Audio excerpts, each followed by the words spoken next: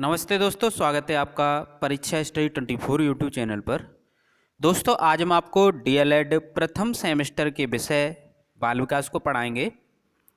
बाल विकास की यह 5वीं वीडियो है। यदि आपने अभी तक 4 वीडियो नहीं देखी हैं तो आप चैनल की प्लेलिस्ट में जाकर देख सकते हैं। हमने बाल विकास की प्लेलिस्ट बना रखी है, उसमें आप देख सकते हैं। यदि आप चैनल पर नए हैं, चैनल को सब्सक्राइब कर लें, घंटी वाले बटन को दबा लें। और हम आपको बता दें, जो आपकी क्लास है वो शाम 6 बजे आती है। कितने बजे आती है? 6 बजे। तो जो छात्र नए हैं वो टाइम नोट कर लें। सोमवार से शनिवार शाम 6 बजे क्लास आती है और एग्ज़ाम से पहले आपका सिलेबस कंप्लीट हो जाएगा, ये हम पे विश्वास रखें। आप सिर्फ पढ़ते रहें जो आपको पढ़ाया जा रहा है। देखते हैं दोस्तों, नेक्स्ट टॉपिक है अभिप्रेरणा, जिसे मोटिवेशन कहते हैं। क्या कहते हैं? मोटिवेशन। अभिप्रेरणा को क्या कहते हैं? मोटिवेशन कहते हैं। आपके में इससे रिलेटिव प्रश्न पूछे जाते हैं, अभिप्रेरक या प्रेरक। अभिप्रेरणा और प्रेरक में, अभिप्रेरणा और जो प्रेरक हैं उसमें थोड़ा अंतर होता है, आगे बताएंगे। पहले अभिप्रेरणा की परिभाषा या अर्थ को समझते हैं। अभिप्रेरणा क्या है? यदि अभिप्रेरणा लिखने को आए तो आप क्या लिखेंगे? वह युक्ति या फिर हम शक्ति कह सकते हैं या सक्रिय कह सकते हैं, जिसके कारण व्यक्ति अपने कार्य को करने या न करने के लिए बाध्य हो जाता है। ये क्या है? अभिप्रेरणा है। या आप अभिप्रेरक या प्रेरक का अर्थ लिखने को आए, अभिप्राय लिखने को आए तो आप लिख सकते हैं कि वह युक्ति जिसके कारण व्यक्ति अपने कार्य को करने या ना करने के लिए बाध्य हो जाता है, अभिप्रेरणा कहलाता है या अभिप्रेरक कहलाता है या प्रेरक कहलाता है। तो ये डेफिनेशन आपके पेपर में पूछी गई हैं, ये आपको लिख के दे दिया जाएगा और पूछा जाएगा कि ये किसका है। यानी अभिप्रेरणा है, स्मृति है, रुचि है। तो आप समझ गए कि यदि कोई कार्य को करना या ना करना, यदि कोई आपको मोटिवेशन देता है, उससे यदि आप किसी कार्य को करते हैं या फिर नहीं करते हैं, तो ये क्या है? अभिप्रेरणा है। यानी हम आपको मोटिवेशन देते हैं, यानी कार्य को करने के लिए, परीक्षा उत्तीर्ण करने के लिए, तो ये क्या है? मोटिवेशन यानी अभिप्रेरणा है। यदि कोई आपको, या फिर हम उदाहरण लें, शिक्षक है, आपको पढ़ाते हैं तो आपको तरीके बताते हैं याद करने के कि कैसे आपको समझाया जाए, तो ये अभिप्रेरणा के अंतर्गत आता है। तो इस प्रकार आपको क्या है, कोई कार्य है सही है या गलत है, ये आपको बताया जाता है। शिक्षक बताते हैं, आपके घर वाले भी बताते हैं, तभी आप उनसे प्रेरित होकर या उनसे कुछ सीख कर उस कार्य को करते हैं। गलत है तो नहीं करते हैं। तो यहाँ पर यही बताया गया है। नेक्स्ट है आपके, नेक्स्ट ये भी आपके पेपर में पूछा हुआ है कि अभिप्रेरणा एक सक्रिया है जो व्यक्ति को क्रिया के प्रति उत्तेजित करती है। अभिप्रेरणा क्या है? एक सक्रिया है, यानी एक प्रोसेस है, प्रक्रिया है जो व्यक्ति को किसी भी क्रिया के प्रति उत्तेजित करती है। अभिप्रेरणा एक मानसिक प्रक्रिया या एक आंतरिक शक्ति है। क्या है? आंतरिक शक्ति है। यह ऐसी प्रक्रिया है जिसके बाद व्यक्ति सक्रिय हो जाता है। इसके बाद क्या है? व्यक्ति सक्रिय हो जाता है। हम वीडियो में बीच बीच में आपको बताते हैं कि जो डीएलएड है वो high school, inter, BA, BSc की तरह नहीं है, क्योंकि डीएलएड में एक दिन में 3 पेपर होते हैं, यानी आपके तीन दिन लगातार पेपर होंगे। तो ये high school, inter, BA, BSc में नहीं होता है ऐसा कि 3 दिन लगातार पेपर हों, 8 पेपर करा दिए जाएं। तो ये क्या है? मोटिवेशन है।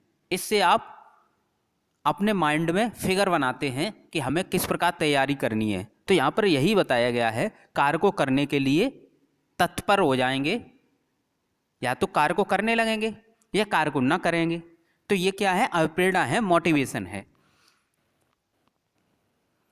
नेक्स्ट देखते हैं दोस्तों परिभाषा।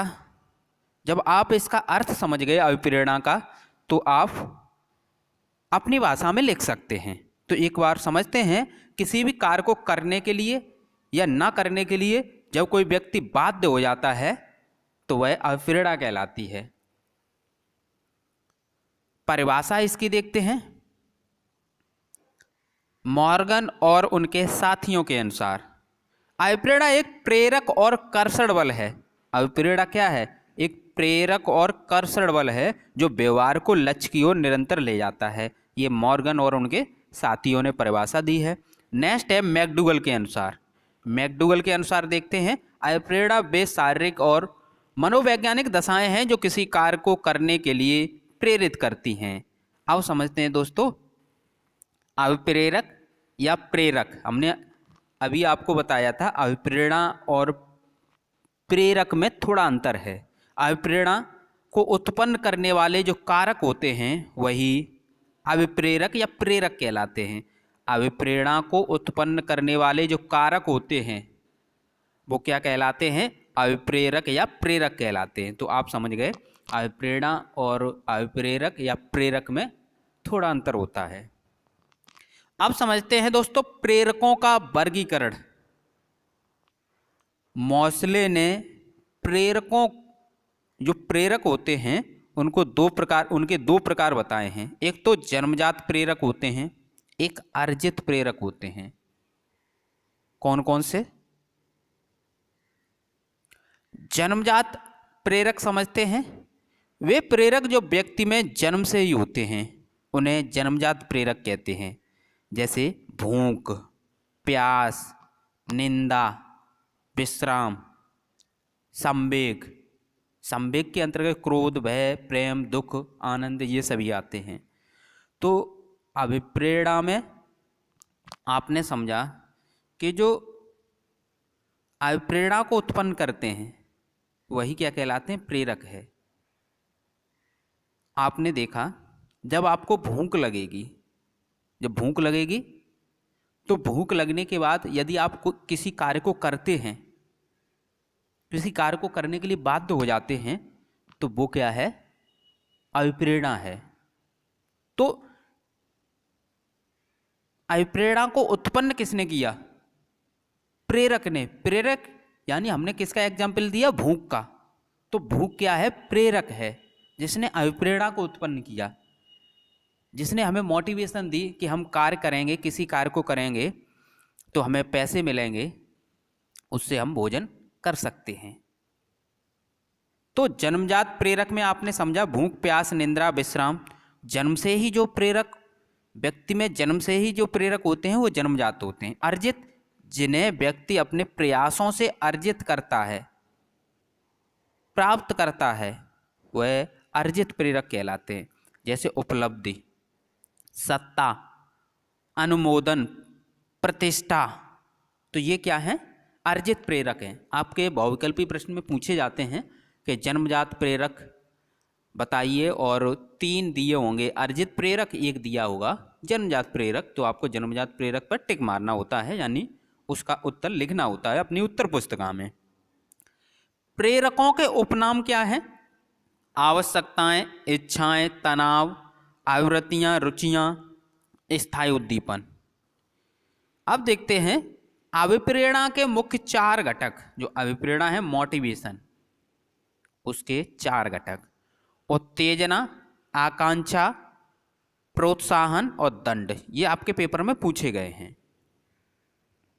ये 4 घटक हैं अभिप्रेरणा के प्रकार। अब अभिप्रेरणा के प्रकार देखते हैं। अभी आपने प्रेरक के प्रकार देखे, प्रेरक को हमने समझाया। नेक्स्ट देखते हैं 2 प्रकार होते हैं अभिप्रेरणा के, एक सकारात्मक, एक नकारात्मक। सकारात्मक अभिप्रेरणा जिसे प्राकृतिक या आंतरिक अभिप्रेरणा भी कहते हैं, और नकारात्मक अभिप्रेरणा को कृत्रिम या बाह्य अभिप्रेरणा कहते हैं। एक एक करके इनके बारे में समझते हैं। सकारात्मक अभिप्रेरणा, जब बालक किसी कार्य को स्वयं की इच्छा से करता है, जब कोई बालक किसी भी कार्य को स्वयं की इच्छा से करता है या स्वयं से प्रेरित होकर करता है, उसे सकारात्मक अभिप्रेरणा कहते हैं। जैसे एक बालक इसलिए गणित के प्रश्न हल करता है कि उसे प्रश्न हल करने में प्रसन्नता होती है, आनंद आता है। नकारात्मक अवप्रेरणा, जब बालक किसी कार्य को दूसरे की इच्छा से करता है या दूसरे से प्रेरित होकर करता है, उसे नकारात्मक अभिप्रेरणा कहते हैं। जैसे एक बालक इसलिए गणित के प्रश्न हल करता है कि अध्यापक उसे दंड न दें। तो इस प्रकार सकारात्मक अभिप्रेरणा और नकारात्मक अभिप्रेरणा आपने देखी। नेक्स्ट देखते हैं अभिप्रेरणा का महत्व। क्या महत्व है अभिप्रेरणा का? मोटिवेशन का। यह सीखने में सहायक है, यह लक्ष्य की प्राप्ति में सहायक है, यह रुचि में सहायक है, यह रुचि उत्पन्न करती है, यह मानसिक विकास में सहायक है। देखते हैं दोस्तों अभिप्रेरणा का महत्व। यह सीखने में सहायक है, यह लक्ष्य प्राप्ति में सहायक है, यह रुचि उत्पन्न करता है। जो अभिप्रेरणा है वो क्या करता है? रुचि उत्पन्न, यानी मोटिवेशन, रुचि उत्पन्न करती है। यह मानसिक विकास में सहायक है, यह बालकों को सक्रिय बनाती है, यह अनुशासन में सहायक है। तो इस प्रकार आपने देखा अभिप्रेरणा क्या है? मोटिवेशन, सीखने की जो गति होती है उसमें वृद्धि करता है। यदि आपको हम मोटिवेट रखेंगे तो आप पढ़ेंगे। तो इस प्रकार अपने भाषा में भी कुछ पॉइंट आप लिख सकते हैं। और बहुत से छात्र प्राइवेट जॉब करते हैं, उसके साथ साथ डीएलएड करते हैं, या फिर कोई कंपटीशन की तैयारी करता है उसके साथ साथ डीएलएड की तैयारी करते हैं।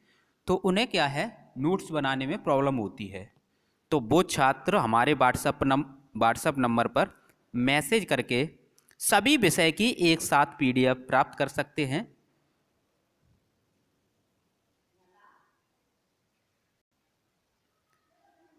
अभिप्रेरित करने की विधियां, या आपसे पूछा जा सकता है अभिप्रेरित करने के उपाय बताइए, या अभिप्रेरणा की विधियां। किसी भी प्रकार से प्रश्न पूछा जाता है, आपको प्रश्न को समझना होगा। समझते हैं दोस्तों? रुचि, सरलता, प्रतिद्वंद्विता, प्रशंसा व पुरस्कार, सामूहिक कार्य, आवश्यकता का ज्ञान, परिणाम का ज्ञान, खेल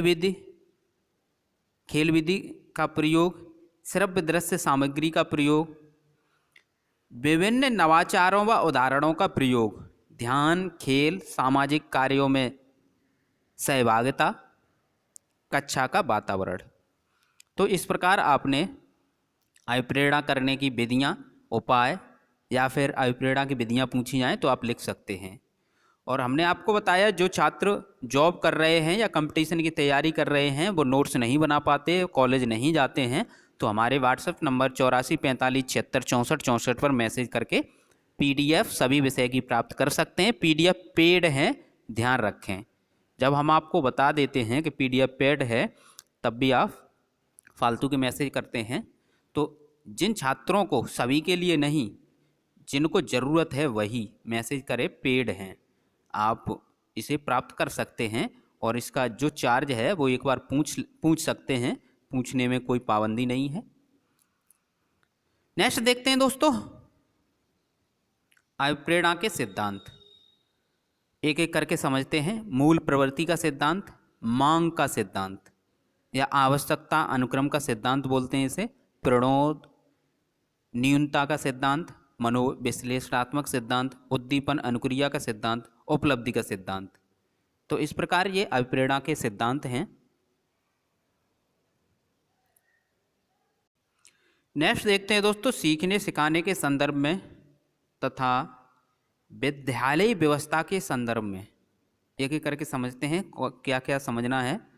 समुदाय के सक्रिय सदस्यों का अभिप्रेरण या अभिप्रेरणा, ग्राम शिक्षा समिति का अभिप्रेरण, विद्यालय प्रबंधन समिति का अभिप्रेरण। इन्हें एक एक करके समझते हैं। समुदाय के सक्रिय सदस्यों का अभिप्रेरण, इसे समझते हैं। समुदाय में इस प्रकार के अनेक व्यक्ति होते हैं जो धन संपत्ति में एवं मानव शक्ति से संपन्न होते हैं। उन्हें विद्यालय से जोड़ने के लिए विद्यालय कार्यक्रमों में आमंत्रित किया जाए, शिक्षा के महत्व तथा विद्यालय व्यवस्था में सहयोग करने के लिए प्रेरित किया जाए। इसी प्रकार समुदाय के अन्य सक्रिय सदस्यों का सहयोग प्राप्त किया जा सकता है।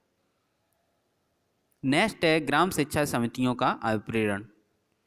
ग्राम शिक्षा समितियों के अभिप्रेरण का मुख्य दायित्व शिक्षक एवं शिक्षा विभाग के अधिकारियों का होता है। ग्राम शिक्षा समिति के सदस्यों की शिक्षा अधिकारियों द्वारा प्रशंसा की जानी चाहिए। नेक्स्ट है विद्यालय प्रबंधन समिति का अभिप्रेरण। विद्यालय प्रबंधन समिति के अभिप्रेरण का दायित्व शिक्षकों का होता है, अतः उनकी प्रशंसा तथा प्रोत्साहन करके अभिप्रेरण किया जा सकता है। नेक्स्ट टॉपिक है आपका ध्यान। और हम आपको बता दें, जो हमारे वीडियो से नोट्स बना रहे हैं वो नोट्स बनाते रहें, क्योंकि हम आपको कंप्लीट सिलेबस कराएंगे, ठीक है, कोई भी शॉर्टकट नहीं। ये हमने पिछली जो आपकी डीएलएड प्रथम सेमेस्टर की कक्षाएं ली थी उनमें भी कराया है, आपका भी कराएंगे। नेक्स्ट देखते हैं ध्यान। ध्यान को अवधान भी कहते हैं। दोनों प्रकार से आपके पेपर में प्रश्न पूछे जाते हैं। इसे समझते हैं ध्यान क्या है। कहते हैं कि यदि आप पढ़ने में ध्यान लगाएंगे तो आपको वो टॉपिक याद होगा, तो ये वही ध्यान है। आप समझते हैं इसकी आपको डेफिनेशन या अर्थ कैसे देना होगा। विभिन्न तथ्यों के बीच किसी एक ही तथ्य पर मन को एकाग्र किए रहना ध्यान कहलाता है।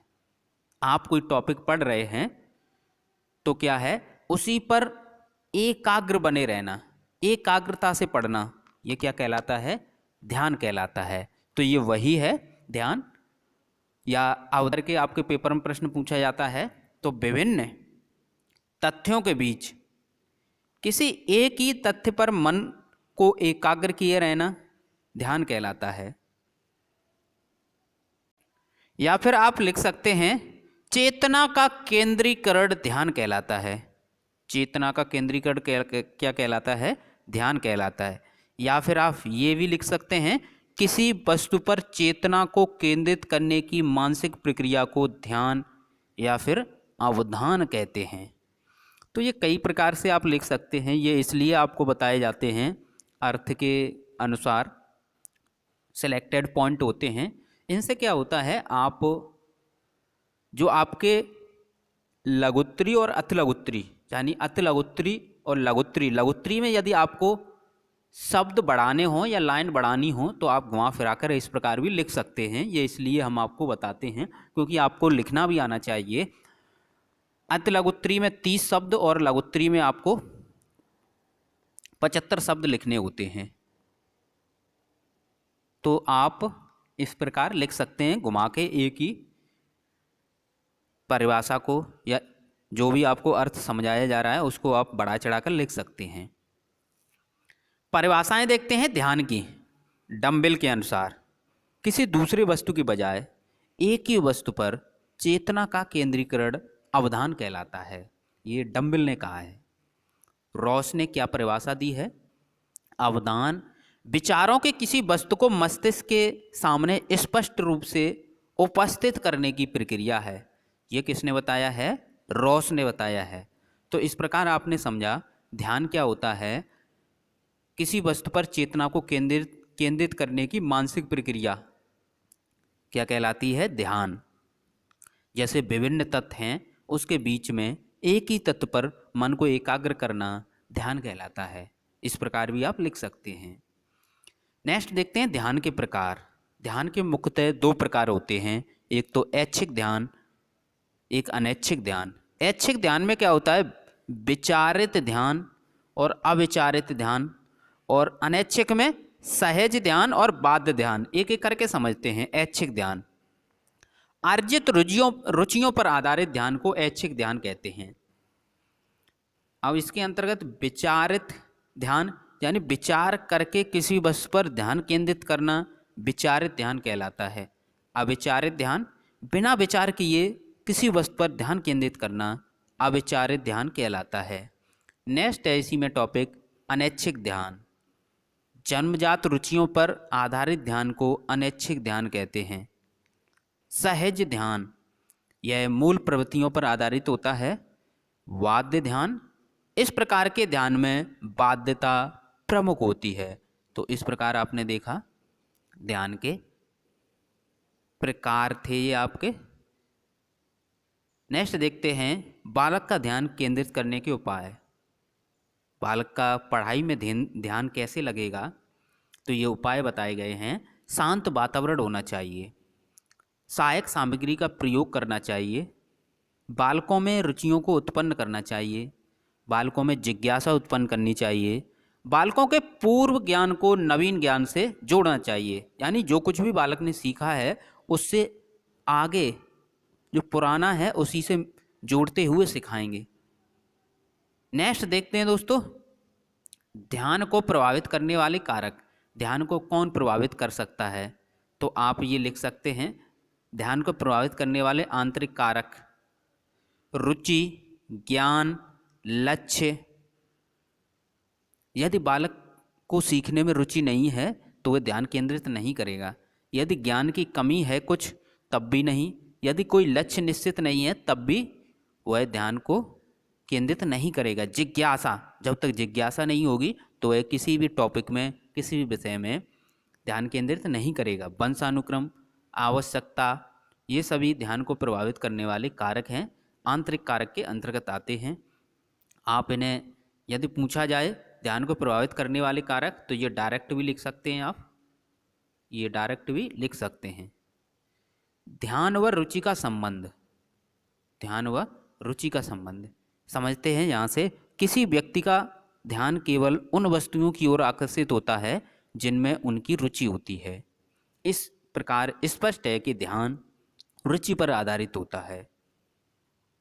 यदि किसी भी छात्र को गणित में रुचि है तो उसका ध्यान गणित में अधिक लगेगा। यदि रुचि नहीं है तो उसका ध्यान लगेगा ही नहीं।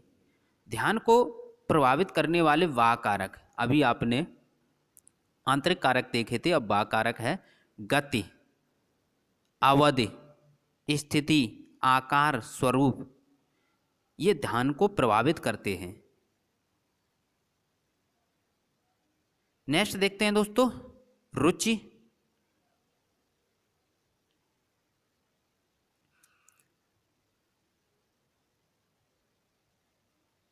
रुचि देखते हैं। रुचि शब्द को अंग्रेजी में इंटरेस्ट कहते हैं। इंटरेस्ट शब्द की उत्पत्ति लैटिन भाषा के शब्द इंटरेसिस से हुई है, जिसका अर्थ है महत्वपूर्ण होना, लगाव होना। अर्थात इस प्रकार हम कह सकते हैं जिस वस्तु में हमें रुचि होती है वह हमारे लिए दूसरी वस्तुओं से महत्वपूर्ण एवं हमें उससे लगाव होता है। तो इस प्रकार आप रुचि में लिख सकते हैं। परिभाषा क्रो एवं क्रो के अनुसार रुचि वह प्रेरक शक्ति है जो हमें किसी व्यक्ति, वस्तु या क्रिया के प्रति ध्यान देने के लिए प्रेरित करती है। तो इस प्रकार आपने समझा कि रुचि क्या है, एक प्रेरक शक्ति है जो हमें किसी व्यक्ति या वस्तु या कोई भी क्रिया है उसके प्रति ध्यान देने के लिए प्रेरित करती है। रुचि के प्रकार समझते हैं। रुचि के दो प्रकार होते हैं। एक तो जन्मजात रुचि होती है, जो रुचि बालक में जन्म से पाई जाती है उसे जन्मजात रुचि कहते हैं। जैसे खाने पीने की रुचि, संग्रह इकट्ठा करने की रुचि। अर्जित रुचि, जो रुचि बालक में अर्जित जो रुचि बालक अर्जित करता है उसे अर्जित रुचि कहते हैं। जैसे अभिनय में रुचि, गाना गाने में रुचि। तो ये सभी क्या हैं, अर्जित रुचि हैं। आप अपने अनुसार और भी लिख सकते हैं। रुचि को प्रभावित करने वाले कारक, रुचि को कौन कौन प्रभावित कर सकता है? ध्यान केंद्रित न होना, अभिभावक का अनुचित व्यवहार, शिक्षकों का अनुचित व्यवहार, विद्यालय का कठोर वातावरण, परिवार की आर्थिक दशा, ये सभी क्या हैं, रुचि को प्रभावित करती हैं। स्मृति, स्मृति यानी मेमोरी, यानी स्मृति को हम यदि शुद्ध हिंदी में कहें तो इसका अर्थ ये निकलेगा याद रखना, यानी जो बात पहले सीखी जा चुकी है उसे याद रखना स्मृति है। जैसे आपने कोई भी टॉपिक याद किया, यदि वह याद आपके पास है, यानी आपने अभी कुछ टॉपिक याद किया और याद उसे रख सकते हैं आप, यानी उसे लिख कर देखें तो याद रहेगा, वही तो स्मृति है। यदि आप भूल जाएंगे तो विस्मृति है। तो जो बातें पहले सीखी जा चुकी हैं उसे याद रखना ही स्मृति कहलाता है। क्या कहलाता है? स्मृति। परिभाषा समझते हैं। स्टाउट के अनुसार स्मृति एक आदर्श पुनरावृत्ति है। पुनरावृत्ति माने पुनः स्मरण या दोहराना। कोई चीज़ आपने याद की और आप उसे बता सकते हैं, दोहरा सकते हैं, वही तो स्मृति है। वुडवर्थ ने क्या बताया है? जो बात पहले सीखी जा चुकी है उसे याद रखना ही स्मृति है। वुडवर्थ की और भी परिभाषाएं हैं। स्मृति सीखी हुई वस्तु का सीधा उपयोग है। जिन तथ्यों को भूतकाल में, भूतकाल यानी जो बीत चुका है समय, वह भूतकाल होता है। जिन तथ्यों को भूतकाल में सीखा जा चुका है उन्हें स्मरण करना ही स्मृति है। तो इस प्रकार वुडवर्थ की ये 3 परिभाषाएं हैं, यहाँ पर मैं पेपर में पूछी गई हैं। स्मृति के प्रकार एक एक करके समझते हैं। स्थायी स्मृति, इस स्मृति में याद की हुई बात या तथ्य को अधिक समय तक याद रखते हैं। अस्थायी स्मृति, इस स्मृति में याद की हुई बात या तथ्यों को कुछ समय तक याद रखते हैं। सक्रिय स्मृति, जब कोई तथ्य या घटना आवश्यकता पड़ने पर तत्काल स्मरण हो जाती है तो ऐसे ही स्मृति को सक्रिय स्मृति कहते हैं। निष्क्रिय स्मृति, जब कोई तथ्य या घटना आवश्यकता पड़ने पर तत्काल स्मरण नहीं होती है उसे निष्क्रिय स्मृति कहते हैं। तार्किक स्मृति, इस प्रकार की स्मृति का आधार तर्क व चिंतन होता है। शुद्ध स्मृति, जिस क्रिया द्वारा व्यवस्थित ढंग से ज्ञान सिखाया जाता है या ज्ञान सीखा जाता है उसे शुद्ध स्मृति कहते हैं। रटंत स्मृति, जो तथ्य रटकर याद किए जाते हैं वह रटंत स्मृति कहलाती है या कहलाते हैं। स्मृति के अंग या स्मृति के अंतर्गत होने वाली प्रक्रियाएं, ये प्रश्न पूछा गया है। तो सीखना, धारण, पुनः स्मरण, पहचान, ये स्मृति के अंतर्गत होने वाली प्रक्रियाएं हैं। स्मृति को प्रभावित करने वाले कारक कौन कौन प्रभावित कर सकता है? रुचि, प्रेरणा, वातावरण, अधिगम सामग्री। तो ये सभी स्मृति को भी प्रभावित कर सकते हैं। स्मृति माने होता है याद रखना। यदि आपको रुचि नहीं है और टॉपिक आपने पढ़ लिया तो वो आपको याद नहीं रहेगा। यदि आपको मोटिवेशन नहीं दी जाएगी, प्रेरणा नहीं दी जाएगी तो आप उस टॉपिक को याद नहीं रख पाएंगे। यदि वातावरण नहीं मिलेगा तब भी आप उस टॉपिक को नहीं याद रख पाएंगे। अधिगम सामग्री आपके पास उपलब्ध नहीं है तो उस टॉपिक को आप सही से याद नहीं रख पाएंगे। अब देखते हैं विस्मृति, यानी भूलना। स्मृति याद रखना तो विस्मृति भूलना। जो बात पहले सीखी जा चुकी है, जो बात पहले सीखी जा चुकी है उसे पुनः याद रखने की असफलता क्या कहलाती है? विस्मृति कहलाती है। यानी सीखी गई सामग्री को पुनः स्मरण रखने की असफलता विस्मृति कहलाती है। आप कई प्रकार से लिख सकते हैं इसे। ऐसी मानसिक प्रक्रिया जिसमें व्यक्ति पूर्व में धारण या याद की गई सामग्री को पुनः स्मरण करने में असमर्थ हो जाता है, क्या कहलाता है? ये प्रश्न आपके पेपर में बहुविकल्पी में पूछा गया था। तो ये विस्मृति कहलाती है। परिभाषा देखते हैं एक एक करके मन के अनुसार। क्या बताया है इन्होंने? सीखी हुई बात को स्मरण रखने या पुनः स्मरण करने की असफलता को विस्मृति कहते हैं। फ्रायड के अनुसार विस्मृति वह प्रवृत्ति है जिसके द्वारा दुखद अनुभवों को स्मृति से अलग कर दिया जाता है। तो विस्मृति भी जरूरी है, क्योंकि आपके कुछ ऐसे भी पल आते हैं आपके जीवन में जिन्हें हमें भूलना होता है। कुछ दुखद घटनाएं होती हैं, यदि उन्हें नहीं भूलेंगे तो आप अपना जीवन यापन करने में कुछ कठिनाइयां आएंगी, आपको वही चीज़ें बार बार याद रहेंगी। विस्मृति के प्रकार सक्रिय विस्मृति और निष्क्रिय। सक्रिय में क्या है, जब कोई तथ्य या घटना बालक जल्दी भूल जाता है उसे सक्रिय विस्मृति कहते हैं, और निष्क्रिय विस्मृति जब कोई तथ्य या घटना बालक देरी से भूल जाता है तो उसे निष्क्रिय विस्मृति कहते हैं। विस्मृति के कारण यानी भूलने के कारण क्या है, किसके कारण बालक कोई टॉपिक को भूल रहा है, ये सभी ध्यान से समझें। मानसिक रोग हो सकता है कोई भी, या सीखने की दोषपूर्ण विधि, जो आप विधि या पढ़ने का तरीका है वो गलत हो सकता है। विषय का स्वरूप, जो विषय का स्वरूप है वो कठिन हो सकता है। रुचि नहीं है आपको पढ़ने में, ध्यान नहीं लगाते आप, इच्छा नहीं है, तब भी आप नहीं याद रख पाएंगे किसी भी टॉपिक को। सीखने में कमी, आप क्या है, आपके सीखने में कमी है। मानसिक आघात, यदि मस्तिष्क में कोई चोट फूट लग जाती है तब भी ऐसा होता है। लेकिन आप स्वस्थ हैं तो इसका मतलब ये है आप रुचि नहीं लेते हैं पढ़ने में,